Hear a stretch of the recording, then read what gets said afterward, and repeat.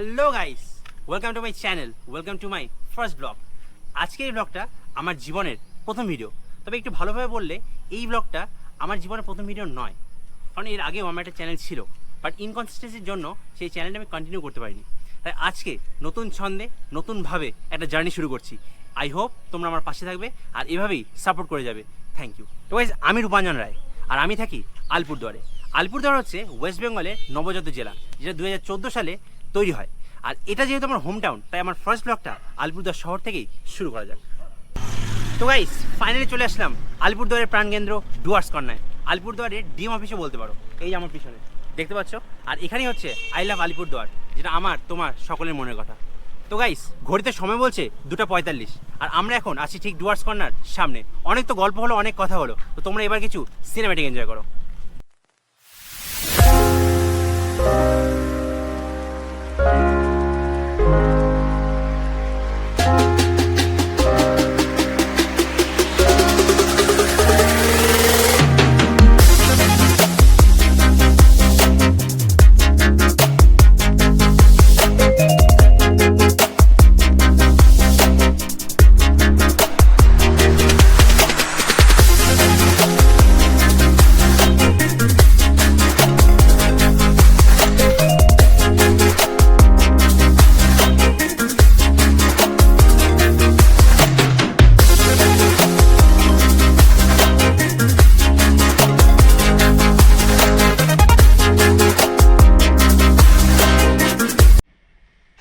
তো গাইস, আলিপুরদুয়ার সিরিজের প্রথম ভিডিওতে তোমাদের সকলকে জানাই স্বাগত।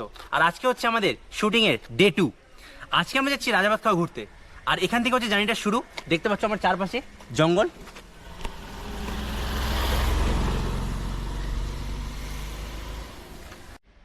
আজকের দিনটা কিন্তু একদম মেঘলা, খুব ভালো লাগছে। আর রাজাবাদ খাওয়া কিন্তু আমাদের বাড়ির থেকে বেশি দূরে নয়, 20-22 কিলোমিটারের মতো হবে। আর যাবো আজকে ডিমা নদীও যেতে পারি, সেটা সব কিছু তোমাদেরকে এই ব্লগে তুলে ধরবো। তো গাইস, দুই বন্ধু মিলে বেরিয়ে পড়েছি রাজাবাদ খাওয়া। আজকে যাচ্ছি রাজাবাদ খাওয়া, বহুত এনজয় হবে। আর আজকের ব্লগটা হবে একদম অসম, তাই ভিডিওটা না কেটে অবশ্যই পুরো দেখার অনুরোধ রইল। সকাল থেকেই অনেক বৃষ্টি হচ্ছিল, কিন্তু বৃষ্টি, ঝড়, বাদল সব কিছুকে পরোয়া না করে আজ আমরা দুই বন্ধু মিলে বেরিয়ে পড়েছি বৃষ্টির দিনে। খুব ভালো লাগছে। আকাশে দেখতে পাচ্ছ মেঘলা মেঘলা আকাশ, জঙ্গলের মাঝখান দিয়ে যাচ্ছি আমরা। কি যে আনন্দ! সকাল থেকে কিন্তু অনেক বৃষ্টি হচ্ছিল, তাই আজকে বেরোনোর কোনো প্ল্যানই ছিল না, কিন্তু ঠিক করলাম আজকে বেরোতেই হবে। তাই চলে আসলাম অনিকেতদের বাড়ি, সেখান থেকে অনিকেতকে পিক আপ করে আজ আমরা বাইক নিয়ে চলেছি রাজাবাদ খাওয়ার দিকে। তো গাইস, রাজাবাদ খাওয়ার থেকে ফাইনালি আমরা চলে আসলাম চেকপোস্টে। এটা হচ্ছে বক্সা টাইগার রিজার্ভের চেকপোস্ট। এই যে সোজা যে রাস্তাটা, এই সোজা রাস্তাটাই চলে গেল জয়ন্তী এবং বক্সার ওইদিকে, কিন্তু আমরা এখন আজকে সেই দিকে যাবো না। আমরা চলে যাব বাদিকে রাস্তা ধরে, অর্থাৎ রাজাবাদ থেকে সোজা এসে বাদিকে রাস্তা ধরে আমরা চলে যাবো আজকে ডিমা। তো তবে একটা জিনিস যেটা দেখলাম, যে এখানে কিন্তু বাইক নিয়ে অ্যালাউ না, বক্সা জয়ন্তী কোনোটাতেই বাইক নিয়ে অ্যালাউ না। তোমরা এখানে অটো নিয়ে যেতে পারবে, এইখানে অটো স্ট্যান্ড, সব অটো তোমরা এখানে পেয়ে যাবে। এখন আমরা চলে যাবো এই ডান দিকে রাস্তা ধরে ডিমা।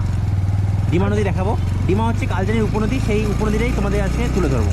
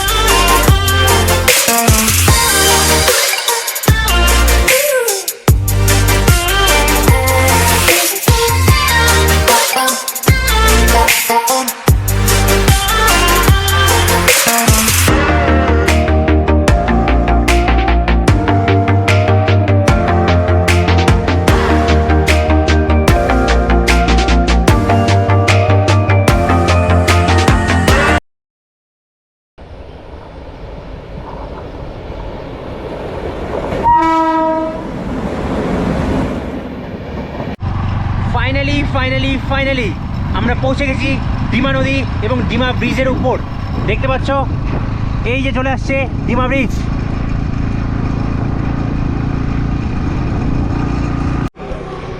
তো গাইস, ফাইনালি চলে আসলাম ডিমা ব্রিজের উপর। ডিমা ব্রিজ কিন্তু আলিপুরদুয়ারের one of the most famous জায়গা বা স্পট বলতে পারো।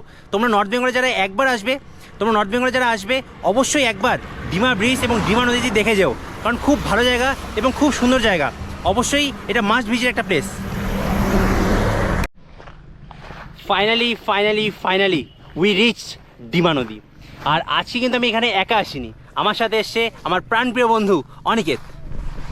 তো ডিমা সম্পর্কে কিছু বলার আছে, সেটা হচ্ছে ডিমা এমন একটা নদী, ডিমা আলিপুরদুয়ারের এমন একটা নদী, এটা হচ্ছে একটা স্পট আর কি, মানে স্পট বলতে পারো অথবা ঘোরার জায়গা বলতে পারো। এখানে দুর্গাপূজার সময় থেকে শুরু করে সরস্বতী পূজায় সব সময় এখানটায় কিন্তু জমজমাট থাকে, কারণ এই জায়গাটাতে সবাই ঘুরতে আসে, এটা আর কি একটা স্পট আর কি। কিন্তু এই যে নদীটা তোমরা দেখতে পাচ্ছ, এই নদীটাতে যে জল থাকতো সেই জল কিন্তু সবসময় থাকে না, ঠিক আছে? কারণ আষাঢ় মাস পড়েছে এখন, ঠিক আছে? তো আষাঢ় মাস যেহেতু পড়েছে সেই কারণে আষাঢ় মাসে তোমার বৃষ্টি হচ্ছে প্রচণ্ড। আলিপুরদুয়ারে এখন মারাত্মক বৃষ্টি, নর্থ বেঙ্গল, আলিপুরদুয়ার শুধু নয়, নর্থ বেঙ্গল, পুরো নর্থ বেঙ্গলে মারাত্মক বৃষ্টি হচ্ছে। তো এই কারণে জল এখন মারাত্মক আছে। তো দেখতেই পাচ্ছ নদীর অবস্থা খুব খারাপ। এইটা তো কিছুই না, আরও জল হয়, আরও বেশি বৃষ্টি হয়, যখন আরও একটু বেশি বৃষ্টি হবে তখন দেখতে পারবে তোমার এই নদীর অবস্থা। মানে এই নদী কিন্তু খুব খারাপ অবস্থায় পৌঁছায় কিন্তু যখন খুব বেশি বৃষ্টিপাত হয়, ঠিক আছে? তো এখন এটা আমরা এসছি, আমরা জানি যে এখানে এখন মোটামুটি আসার মতো পরিস্থিতি আছে, কিছুদিন পরে হয়তো আর যদি 2-4 দিন বৃষ্টি হয় আসার মতন পরিস্থিতি থাকবে না। তো সেটাই বলার আছে। তো ব্লগটা এনজয় করো, বন্ধুর ব্লগ হচ্ছে। তো গাইস ফাইনালি ডিমা নদীর একদম সামনে চলে এসেছি, দেখতে পাচ্ছ একদম ফ্রেশ জল। ও সরি, এটা ফ্রেশ জল না, এখন তো বন্যার সময়, তো এটা একটু নোংরা জল, সরি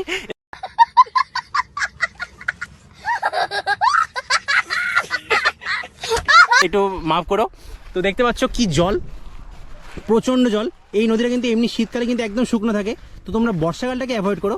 আমার মনে হয় যে তোমরা এখানে আসলে অবশ্যই শীতকালে বা গ্রীষ্মকালে আসতে পারো, ওই সময়টা খুব ভালো হয়। তো গাইস ফাইনালি চলে আসলাম ডিমা নদী একদম মাঝখানে বসে আছি। কি যে আনন্দ হচ্ছে না, এটা ব্যক্ত করার মতো না। তো ভিডিওটা অবশ্যই পুরো দেখবে, ভালো লাগলে লাইক শেয়ার এবং সাবস্ক্রাইব করতে একদম ভুলবে না, আর পাশে থাকা বেল আইকনটিকে টুং করে বাজিয়ে দেবে। Thank you. তো গাইস তোমরা ডিমা নদীর সৌন্দর্য তো দেখলে, তো এখন ডিমা নদী ঘুরে এবার আমরা যাচ্ছি রাজাবাদ খাওয়া আবার ব্যাক। তো রাজাবাদ খাওয়া গিয়ে সেখানকার মিউজিয়ামটা আজকে তোমাদের ঘুরে দেখাবো। সেখানে একটা মিউজিয়াম আছে যেটাকে বলা হয় নেচার ইন্টারপ্রিটেশন সেন্টার, আর ওখান থেকে কিন্তু জয়ন্তী বক্সার জন্য টিকিট কাটা হয়, যেটা তোমাদেরকে আগে দেখালাম চেকপোস্ট। সেখানে এসে সেই টিকিটটাকে চেক করে সেখানে তারপরেই তোমরা জয়ন্তী বা বক্সা যেতে পারবে। তো সেই সব কিছু প্রসেসটা আজকে তোমাদেরকে দেখাবো।